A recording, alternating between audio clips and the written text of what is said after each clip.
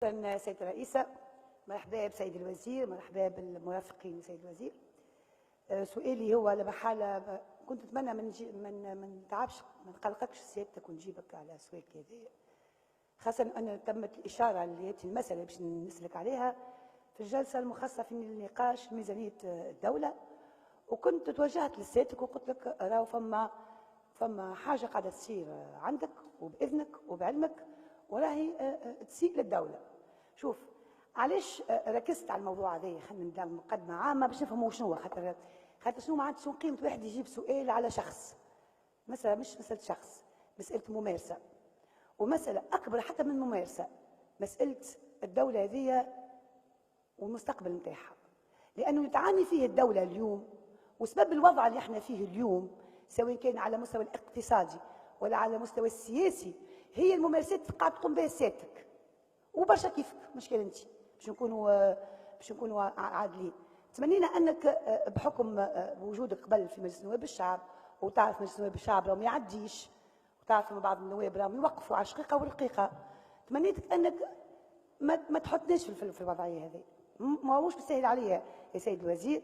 البارح كنت تقعد حذايا زميلي والله ونجيبك اليوم في سؤال ممكن يسيء حتى لتسييرك لشؤون الوزاره بيدها ويضع نقطه استفهام اختيارا. اليوم انت سيادتك عينت ولا كلفت مستشار خاص بسيادتك يقوم بمهمه بالطبيعه نتاع مستشار، وقلنا لك قبل اللي هو السيد منير الفرشيشي، قلنا لك يا سيدي الوزير راهو مش معقول تجيب شخص عنده شبهه ما نقولش فساد اما شبهه فساد، معناتها ما تعرف كي تبدا ثم الادانه قويه تبدا شبهه اقوى، وخاصه كي تكون معناتها نابعه من دوله بيدها الشبهه هذه او التوجه بالتهمه بالشبهه هذه يكون من الدوله، يكون عندها وقع اكثر، يعني مش مجرد واحد مشى يشكي بشخص تنقولوا هاكل لا احنا عندنا الوكاله نفسها قدمت فيه شكايه، الوكاله نفسها قدمت فيه شكايه واكثر من الوكاله نفسها اللي قدمت فيه شكايه الوكاله الوطنيه للتصرف في النفايات ايضا بموجب تقرير نتاع هيئه الرقابه العامه للمصالح العموميه. دونك زوز جهات رسميه في الدوله تقدمت بشكايه بما بين الناس اللي اضروا بتونس وبالدوله ونعانيوا في المصايب نتاعهم اليوم السيد اللي سيادتك اخترته باش يكون مستشارك الخاص. كي نقولوا شكايه ماهيش قضيه، قضايا اللي عندي توا ساعه 1 2 3 4 5 6 7 8 9 10 11 12 وبخلاف عندي قائمه اخرى. القضايا هذه اللي عندها صبغه معناتها جديه، عندها على الاقل ارضيه جديه. هذا كل بالطبيعه احنا مش باش نحكموا على الناس، مش نقولوا مذنب ولا مش مذنب، اما هذا على الاقل يخلي سيادتك تحسب 1000 مره باش تجيب انسان شخص تم عزله من الوكاله، تم عزله رفضه، وبعد ما ثقلت عليه عديد القضايا من الوكاله الوطنيه نفسها ومن هيئه الرقابه نفسها، تجيبوا وترجعوا مستشار مش مستشار عندك في الحزب هذيك انت حر تجيبه في الحزب عندك، تجيبوا مستشار في نفس الوزاره او الوكاله نتاع النفايات. هنا نقول ثم مشكل، ثم خلل معناتها، ثم خلل يعني مستهين يعني شنو باش تقول لي كفاءه؟ نقول لك كيفاش هو كفاءه؟ نعطيك الكفاءه خاطر الاداره فيها برشا كفاءات، راهو ادارتنا والحمد لله واللي خلى البلاد واقفه، صحيح ثم بعض العناصر اللي اساءوا للدوله واستعملهم النظام السابق، وسواء كان بقصد باراده منهم او بدون اراده او بمقابل او بدون مقابل، الا انهم اثبتوا انهم هم مش اهل باش يكونوا معناتها يمثلوا الدوله ويخدموا بمفاصل الدوله ويسيروها للدليل. يعني ثم برشا كفاءات ممكن تقول لي خاطر ما قلت الكفاءه عليها كفاءه، يعني عندنا نود عندنا برشا كفاءات كان ممكن تستعين بهم في مهامك ولا في الدور اللي انت تعطيه له. نقول لك كيفاش هو كفاءه. عنده مشكله في التصرف في منظومه معالجه زيوت التشحيم هذه ايكوزيت، سامحوني كان نطقتها بالغلط. 2 عنده مشكله تهمه في متعلقه بمساله نشاط ازاله النقاط السوداء. عنده مشكله في التصرف في نفقات تهيئه مركز معالجه النفايات الصناعيه بجرادو من ولايه زغوان. عنده مشكله في التصرف في الصفقات التاليه: صفقه استغلال مصب الفضلات بجبل الشاكر قص الثاني، صفقه مهمه المساعده لبيع الحصص المتبقيه من انبعاث الغازات بالمصبات المراقبه ضمن آلية التنميه النظيفه لمعاهده كيوتو. صفقة أخرى تهيئة الحديقة اليابانية بمونبليزير. صفقة أخرى بناء روضة أطفال بسيدي حسين السجومي. صفقة أخرى اقتناء معدات متنقلة لاستغلال مراكز خزن وتحويل النفايات. صفقة أخرى إنجاز أشغال تكميلية لمراكز تحويل النفايات المنزلية المشابهة لها بكل من مدينة نابل وبني خلاد وحمامات وسليانة. صفقة أخرى إنجاز أشغال هندسية بمدينة مدنية للمصب الملاق بالنفايات المنزلية والمشابهة لها بالكابلوتشي بن عروس. صفقة أخرى متعلقة بالتزود بأكياس بلاستيكية لتجميع المعاليات المستعملة والنفايات البلاستيكية. صفقة أخرى تتعلق باستغلال المصب المراقب ومراكز التحويل بجزيرة قرقنة ومركز التحويل بتطاوين. صفقة أخرى متعلقة بالاستثناءات الخاصة بالتزود بالدراسات. برشا اختصاصات عنده، برشا كفاءة، عنده كفاءة كبيرة برشا. التصرف في منظومة إيكوف متعلقة بجمع ورسكلات البلاستيك.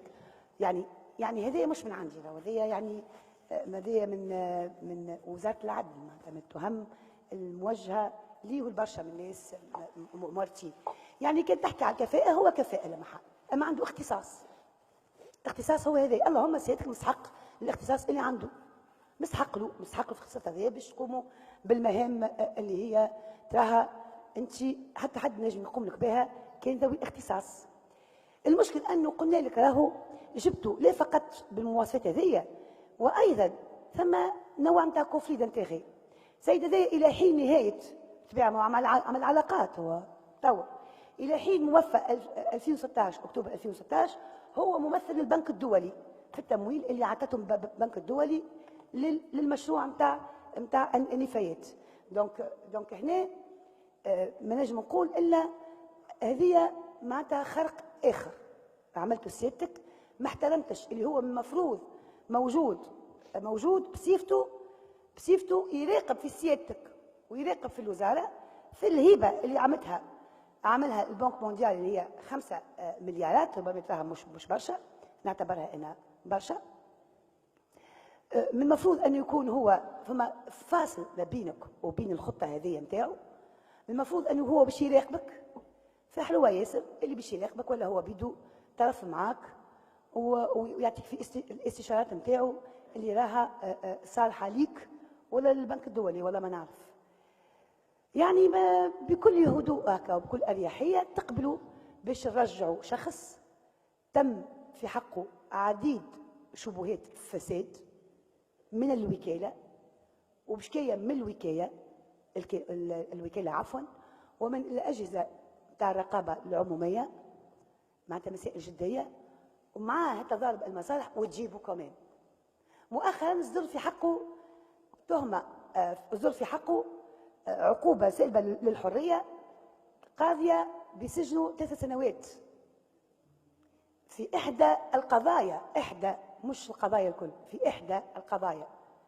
ورغم هذاك طبطلوا على كتفاته، قلت له تهنى الوزير معاك ورئيس الحكومه معاك. يمكن هذايا كلام مش مهم، بما معناه معناتها سيادتك رغم هذاك مازلت متمسك به. يمكن في اطار هذيك بديت انت تجسد في قانون المصالحه وحدك تطبق فيه، لانك انت من حزب يدافع بقوه على قانون المصالحه.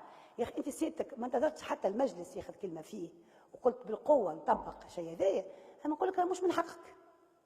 راه البلاد تعاني من حاجه اسمها ضرر بالاداره، فما تنجمش سيادتك في الوضع المشوم هذايا وتعمل هكا تقرر بقرار منك تجيبه.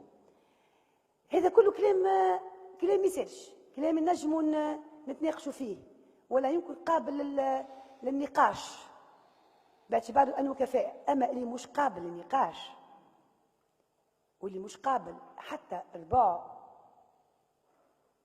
نقاش هو انك دخلتوا خدمتوا معك مستشار بموجب عقد.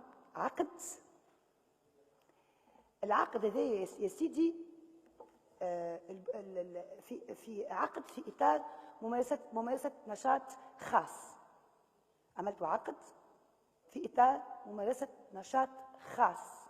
شكون؟ المستشار خاص نتاعك. ممكن. وقتاش ممكن؟ وقت يكون الخلاص نتاع المستشار الخاص نتاعك معناتها من جيبك. وقتها دخل مستشار خاص وعملوا عقد، دخل 10، مش واحد مش اثنين مش ثلاثة، دخل 100. إذا عندك بصحتك جيب مستشارين دورهم بيك وخلصهم في إطار ممارسة نشاط خاص. احنا هذا مش في إطار ممارسة نشاط خاص.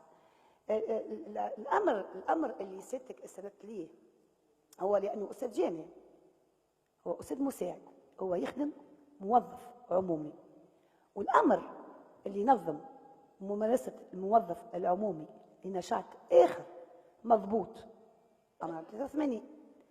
الأمر هذا يقول في القاعدة الأولى: يحجر على الأعوان المشار إليهم بالفصل الأول من هذا الأمر أن يمارسوا بعنوان مهني وبمقابل نشاطا خاصا مهما كان نوعه، مع مراعاة الاستثناءات المنصوص عليها بالفصول 3 4 5 6 و7. دونك الأصل المبدأ يمنع، ممنوع. ثم استثناءات. كي نقرأ الاستثناءات باش ما نطولش على سيادتك، الفصل 3 الأولاني استثناء ما ينطبقش، يحكي على عدم المباشرة. الفصل 4 كيف ما ينطبقش. فصل 4 يقول لك لا ينطبق التحجير المنصوص عليه بالفصل الثاني من هذا الأمر على إنجاز الأعمال العلمية والأدبية والفنية، لأن هذه بدون مقابل. دونك هذا ما ينطبقش. الفصل 6 خلي فصل 5 باش يجيو تو. الفصل 5 عفوا يقول لك يمكن لأعوان سلك التعليم والسلك الطبي والموازي للطبي القيام بمهمة حرة ناتجة عن طبيعة وظائفهم، ما ينطبقش. الفصل 7 يمكن أن يلخص من قبل الوزير الأول لأعوان المشار إليهم بالفصل الأول من هذا الأمر في المشاركة بمقابل في إنجاز دراسات المدرجة ضمن برنامج الإصلاح الإداري، والأخرى ضمن مخطط التنمية الاقتصادية. ما ينطبقش. ايش قاعد عندك ينطبق فصل 6 ينطبق. أو شو يقول فصل 6؟ فصل 6 بتاع الأمر هذا ايش يقول لك؟ يمكن أن يلخص لأعوان المشار إليهم الفصل الأول من هذا الأمر من قبل رئيس الإدارة أو المنشأة العمومية الراجعين لها بالنظر في. معناتها هذا يا سيد الوزير، بعد خذوا راحتكم وجاوبوا في عقلكم، خليني يركز معايا خاطر باش نقلقوا شويه تو. معناتها هذا يا سيد الوزير حطيته في اطار الفصل 6 اللي يقول يمكن اجراء اختبارات واستشارات بمقابل. هذا الفصل اللي ينطبق على الحاله نتاعك نتاع عقد في اطار ممارسه نشاط خاص. شو يقول الفصل هذا الفصل 6؟ يقول لك غير انه يجب ان تنجز الاختبارات والاستشارات ضد مصالح الدوله. اي سي با لو كا، نمشيو بار اليميناسيون.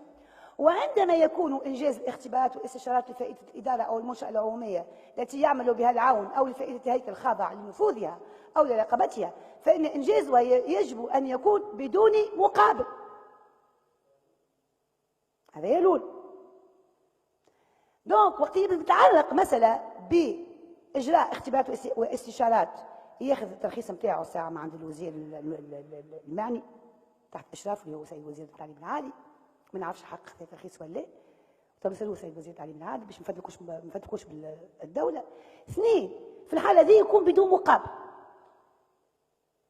لا وقتاش حاله وشنو هذا؟ استشارات معناتها عرضا معناتها تستحقوا له عرضا.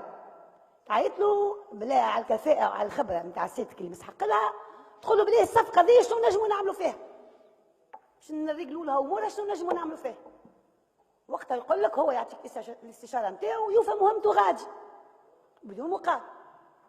واذا سيادتك حبيت تحطوا عندك مستشارك في غير الاستثناءات هذيا وعملتها ثم مقابل اللي هو مخالف القانون. اما حتى كان باش تعمل مقابل وهو موظف، تعرف الكمل ممنوع. تعرف يعني انه ممارسه للموظف العمومي زوز انشطه في الوظيفه العموميه ممنوع. ما نجمش ياخذ عبد الدوله دوبل فونكسيون، ممنوع. سيادتك لا فقط عملت له عقد مخالف القانون ويضحك، لانه شكون اللي يعمل عقد في اطار مؤسسه نشاط خاص؟ وقت ترخص سيادتك ويمشي لمؤسسه خاصه. كي يمشي لمؤسسه خاصه، المؤسسه الخاصه هي تعمل العقد. المؤسسه الخاصه كي يمشي هي تعمل عقد في اطار ممارسه نشاط خاص، مش الدوله تعمل عقد في اطار ممارسه نشاط خاص. يضحك العقد، العنوان بتاعه يضحك. وليه فقط العنوان بتاعه مضحك ويقول لك بحق ثم ازمه في الدوله هذه، ولكن علاش احنا مش متأمنين بكم. يزيد يخالف الامر، ومش فقط يخالف الامر، وانما المقابل 40 مليون في العام. هذه دوبل فونكسيون، مقابل 40 مليون في العام، هذا اسمه دوبل فونكسيون. شكرا على السؤال سيدة النائبة، وبالعكس راه وقت اللي تسأل سؤال نجيو نجاوبوك، ما ثم حتى مشكل في هذا، وما تقلقنيش السؤالات. قبل كل شيء انت ظهر لي سألتني السؤال هذا قبل وجاوبتك، وما هربتش من السؤال، وقلت لك راهو ما قلتلكش ما نعرفوش اللي عنده قضايا، وقلت لك راهو خذيناه على الكفاءة صحيح، وانا نتمسك بهذا. بقى شنو؟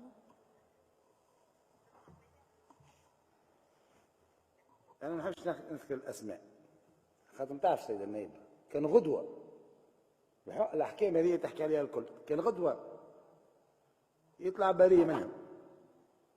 كنا احنا ذكرنا اسماء تاع عباد اللي عندهم عائلاتهم يسمعوا في كذا، معناتها نحكيو في المبدا بلاش ما نذكروا الاسماء.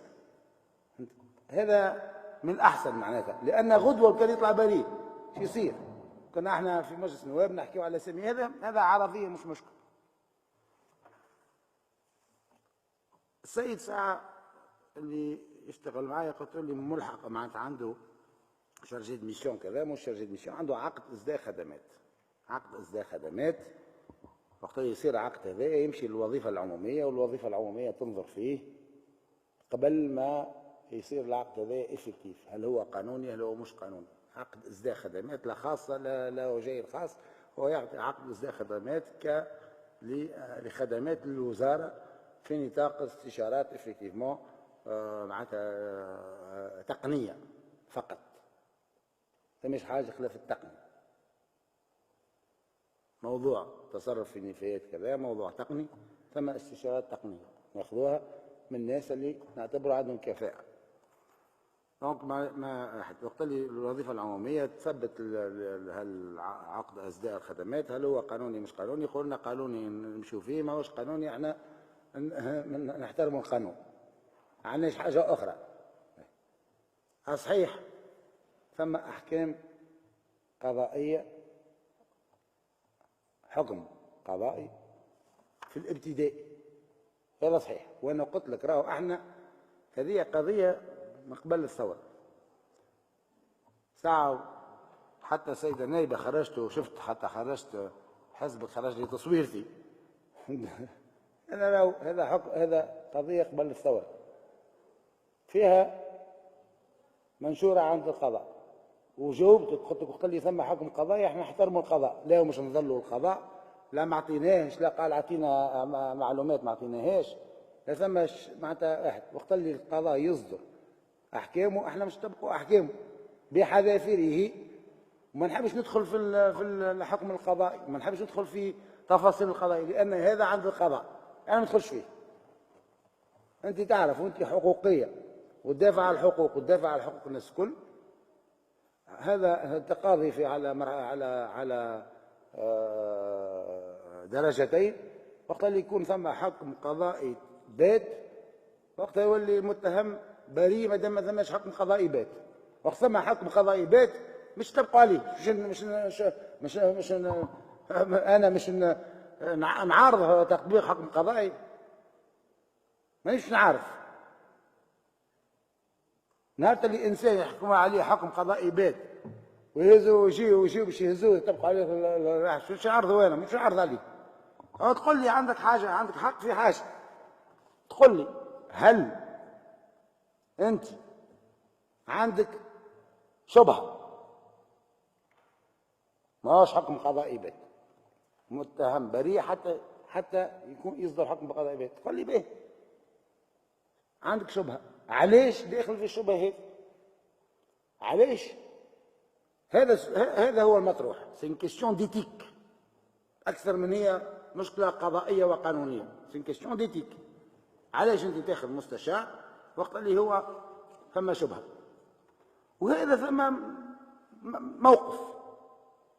انت عندك موقف وانا عندي موقف اخر باش نبدا واضحين. الموقف نتاع هذايا الفصل 93 هذايا مش انا نطبق في قانون المصالحه قبل ما يصدر. لا، انا من طب... أنا اذا كان عنده حكم قضائي بات ما يقعدش. اما ما دام ما ثماش حكم قضائي بات، انا عندي موقف من الفصل 96. الناس كانوا يخدموا في منظومه ما نبيضوهاش، ما لناش قاعدين نبيضوا فيها بالتجاوزات اللي كانت موجوده، ولكن مش ناس معناتها استولات على اموال عموميه ولا عندها رشوه، مش هذا. هو في اداء مهام معناتها هذا اللي عده اطارات في الاداره، اطارات كبيره في الاداره ومئات العباد، ممكن الاف العباد تقعد تبحث على الحكايه هذه اللي يخدموا في اطار منظومه قديمه. ولا نعتبروا انه الناس هذوما وهيك. علاش ندافع صحيح؟ ما نقولش لا. انا نقول الاعوان العموميين واشباههم اللي هما قاعدين يتحاكموا في هذا السياق هذا، انا ندافع على سن قانون لتتبع الاجراءات عليه، لان نعتبر ان الاداره اليوم مكبله بالشيء هذايا. واليوم حتى مدير عام يجب ياخذ قرار ونرجعوا كذا ونعطلوا في المشاريع العموميه والخاصه وكذا، نعطلوا فيهم لان الناس خايفه، الناس عندها مشكله في اخذ قرارات. اليوم احنا وزراء ولا نخدموا سو ديريكتور مش وزير، كل شيء يرجع لك، لان الناس الكل ما تحبش تاخذ قرار، خايفين من الفصل 96. ولكن احنا نحترموا القانون، ما دام ما ثماش هالقانون هذا، احنا نحترموا القضاء. ولكن انت تقول حكم بدائي ابتدائي يلزم وانا نقول يلزم حكم نهائي وتام. هذا الفرق، وعندنا الحق مش نختلفوا في هذا. انت قلت لي خاطر السؤالات هذوما عندي حق تسال اي سؤال وانا عندي حق نجاوبك. سؤال شو معناتها؟ احنا نحاربوا في الفساد كل نهار. انا وقت اللي يجيني دوسي اليوم شبهه فساد في موضوع، نحرك التفقديه العامه وعدينا عشرات الملفات، واذا التفقديه العامه تعطيني اشاره انه دوسي لازم تعدى على القضاء نعديوها على القضاء، واذا تعطيني اشاره انه يلزم مخالفات معناتها اجراءات تاديبيه ناخذوهم. هذا المهم في ملفات بالحق، لانها مش معناتها الناس اللي اليوم عندنا عده ملفات وشبهات فساد موجوده، الناس ما عندهمش تتبعات قضائيه، نتعاملوا معهم نعديو تفقديه. انا طلبت ان يكون ثم معناتها تفقديات، وطلبنا عده تفقديات في عده مواضيع، وما ثماش انسان جاني بمشكل في خاصه مثلا في البلديات موجود عده تجاوزات، ما ثماش ملف جانا وما عديناش التفقديه. لذا الموضوع المطروح هذا هو، مش ندخل، انا ما نحبش ندخل في التفاصيل القضايا. غدوه تحكم عليه ما اللي تحكم عليه، القضاء مش يطبق، الحكم القضائي مش يطبق. ولكن انا ما نجيش على انسان على خاطر عندي عده موظفين قاعدين في التحقيق ويمشيوا على المحاكم، نعتري ثم حكم قضائي بات يصير نحترموه. هذا هو المشكل. مش لازم نكبروها ياسر وقت اللي هي واحد. انا نحترم اي ما دخلتش، عمري ما دخلت في القضاء وعمري مش دخل في القضاء. عندي موقف صحيح من تتبعات اللي طول موظفين في الاداره بممارسات النظام السابق، واللي هي ما نبيضهاش ولكن حبوش نمشيو في انشاء سالة سورسيير، ثم حكم قضائي بات نحترموه، وانت حقوقيه اخت ساميه وتعرف هذايا، ودافع غدوه وهو عندي احكام وثم في الاداره ثم ناس عندهم احكام، ثم ناس تخدم في الاداره اليوم ما زالت تخدم. على فكره راهو السيد ما وقعش رفضه، وقع تغيير وبعد هو استقال. هذا جوابي، شكرا بارك الله فيك. كلمة أنت حقوقية، شوف، لا يجب ذكر الأسماء، لا اليوم يجب ذكر كل الأسماء. بركة سامحني شوية، خلينا نوصل سيد الوزير سامحني. لا لحظة. اليوم نجبدوا، لازم تجبد كل الأسماء. وقتاش ما جبدش اسمه؟ إذا ما تجيبوهناش قلنا لكم من عهد ساعة حكومة عبد السيد. أنتم ما تحبوا ناس عندهم شبهات ما يتفتحوش، ما تجيبوهمش. تو جبدتش حد داخل معاه، هو عندي قائمة فيها وزراء وغير، جبتش اسم في الإحالة اللي تمت مجموعة، ما جبتش، جبت لك اسم اللي جبته لنا أنت. أول حاجة ساعة مش موظف عندك وين نقول لك شبيك تعطي في مهمة. هذا موظف على روحه، أستاذ مساعد للتعليم العالي، يعني أنت كنت قاعد في جبته وما جاوبتيش على الكونفلي دانتيغي مع البنك الدولي اللي هو جوسكو لنهاية أكتوبر 2016 هو ممثلهم. مثالش يمشي ومش مشكل. اما تقول لي ما نسال في سيد الوزير باهي، مش مشكل خلينا نكملوا، مش مشكل عداها، مش مشكل سيد الوزير مش يخفى على هذه. نحن باهي اول حاجه الساعه ما نحبوش هذانا، رانا احنا ما نحبوش الاحكام وقت يصدر حكم بيت، وقتها باش انا تتصرف، وقتها ما عندك ما تتصرف. اذا يولي حكم بيت ما عندك حتى خيار، وقتها امر مفروض عليك وعلى الناس الكل. وما قلتلكش دخلت في القضاء، قلت لكم راكم هلكتوا تونس، هلكتوا الاداره، راكم قاعدين تضروا في البلاد. قلت لكم راهو السوسه نتاع البلاد اللي هي ممارسات هذيا واختصاصه صفقات، تقول لي ما عنده حتى شيء حتى مقابل. انت تعرف شو اللي عنده، وتعرف الرجل هذايا قداش ولا معناتها الثروه الطائله اللي عنده، وانت تعرف يدخل اي واحد انت تشوف شو عنده، سهل برشا. قولوا لي من اجابه، ورغم ما تخلينيش نعمل له محاكمه.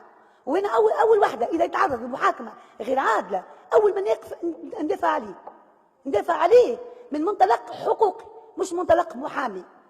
يعني هذه الابجديات تاع العمل مع عمل الدوله. اليوم الدوله تعاني من الانجريه هذه.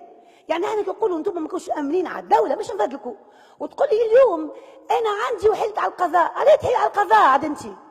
اذا عندك ناس استرهم، هذيكم نتاع الدوله، ماكينه الدوله توقف الاداره سي سيد الوزير، تحيل على القضاء. كيفاش عندك ناس ارتكبوا موظفين ارتكبوا بعض الاخطاء او تجاوزات، علاش تحيل فيهم على القضاء ومن بعد باش تقول يا قضاء ما عندكش حق تنظر ولا ما عندكش حق بالتفهم؟ ليه عاد؟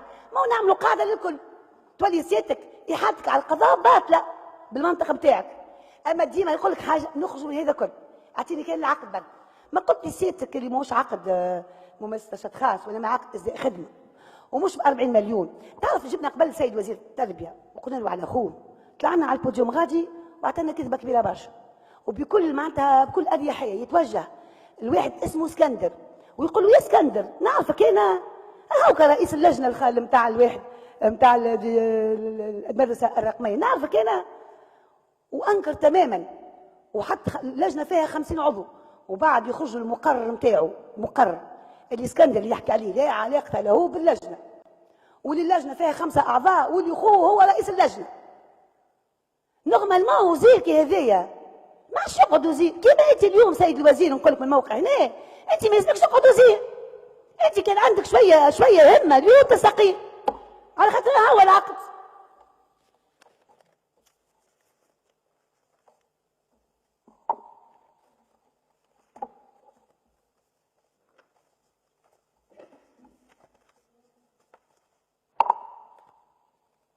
يعني نحن قاعدين نفلموا على الناس ونكذبوا على العباد، ونحن معناتها قاعدين نورطوا في هالبلاد الدوله. وسيادتك بكل اريحيه تقول لي ماهوش عقد وما عملنالوش عقد. عملتوا انت عقد وامضيتوا العقد. سيادتك ما نعرفش حق الوظيفه العموميه خيار، وعاد كان سي عبيد البريكي ولا قبل ما يستقيل وفقر، كان اذا كان الاداره كان الوزاره الاولى توافق لك ومصلحه الوظيفه العموميه توافق لك، عاد الله خير في الدنيا. لحظه بركه نعطيك العقد. اها اه سيدي بالله صور لي الكاميرا. عقد في اطار، لا عاد شنو يشبيه عقد في اطار ممارسه نشاط خاص. استاذ الارتيكل 38 الامر 83 اللي ما ينطبقش، الاجره نتاعو 40 مليون، وامضاءك انت وامضاء المستفيد. هذايا العقد يا سيد الوزير اللي امضيته انت، مش امضاء حد اخر. تقول لي مش عقد في اطار نشاط خاص وتقول استاذ سامي شبيه ديما تتغشش. مش تتغشش انا تونسي ما تتغشش عليك. انت قلت لي عقد في اطار او ما مسجل عندك اصداء خدمه، ماهوش عقد في اطار نشاط خاص. قلت لي مش عقد في اطار نشاط خاص توا بركه واصداء خدمه ومش ب 40 مليون. معناتها ماهوش تاعك انت، ما تعملوش انت معناتها العقد في اطار نشاط خاص ما تعملوش سيادتك. هذه انت قطاع خاص. انت ما خلينا نوضح لك سيد الوزير، ربما ما تعرفش الجانب القانوني. ليه يا سيد الوزير شنو؟ يا سيد الرئيس شنو؟ دي فضيحه هذه. تمنيت يقول لي احنا عملنا اجتهاد والقانون ما فهمناش بالكدا وفما سلطه عليا فوقنا تبطلوا ويسكت غادي. اما يجاوبني ويقول لي ماهوش 40 مليون. 40 مليون يا سيد الرئيس، 40 مليون معناتها دوبل فونكسيون. دوبل تلعبوا في الدوله تسرقوا فيها والشعب جيعان. انت ماشي على تونس واحد، بلا شوف الملاسين، بلا شوف حي هلال، شوف كيفاش يعانيوا في الزبله ويعانيوا في الوسخ اللي سيادتك المسؤول عليه. مدرسه كيفاش طايحه وردوها وبكر بتاع مخدرات زي الناس قاعده تموت. انتم ما ماكوش مسؤولين عليها هذه الدوله، انتم تذهبوا فيها الدوله. نقول لك حاجه راهي عينه هذيا من عينات، وهي جايتكم عينه. وتونس هذه كيما فيها ناس تحمي فيهم انت ورثوا فيها. تونس هذه فيها ناس يخدموا فيها، وتونس فيها ناس تنادب الممارسات نتاعكم من داخلكم. شكرا. من داخل الدوله. ما زلت مدام السيد الرئيس، شوف اليوم انا نطلب بكل معناتها، وكان المجلس هذا بالحق مجلس يسحبوا منك الثقه لسبب وحيد اسمه الكذب. مش معقول وزير يكذب. ما حبيش نقولها لك سيد الوزير، مش معقول وزير يكذب. امضيت العقد وعقد في اطار مؤسسات خاص ونشاط خاص. شكرا. وبمقابل شكرا ما يجيش هكا النقاع، ما يجيش هكا. ليش حق تخلص عليا؟ رد بالك سيد الرئيس.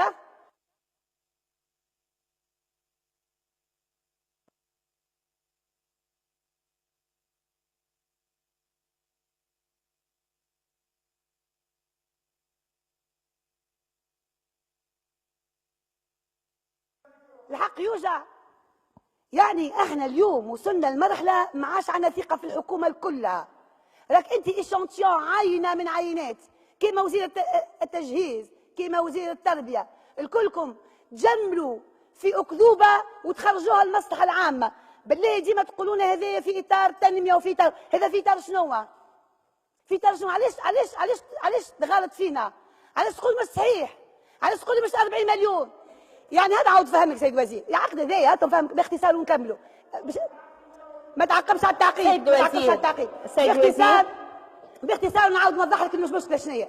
المشكله شنو هي؟ المشكله انه العقد في اطار ممارسه نشاط خاص بمقابل ما تمضيش الدوله، يمضي الخواص. هذه اول مشكله. الخواص ياخذ الموظف ياخذ الاذن من عند الدوله ويمشي للخواص ويعملوا له العقد هذايا. علاش قلت لك من الاول انا كي تحب تخدموا لحسابك الخاص خدموا، اما خلصوا من جيبك الخاص مش بالدوله. دونك الاطار بيدو فضيحه، المقابل فضيحه، والجواب نتاع سيادتك فضيحه.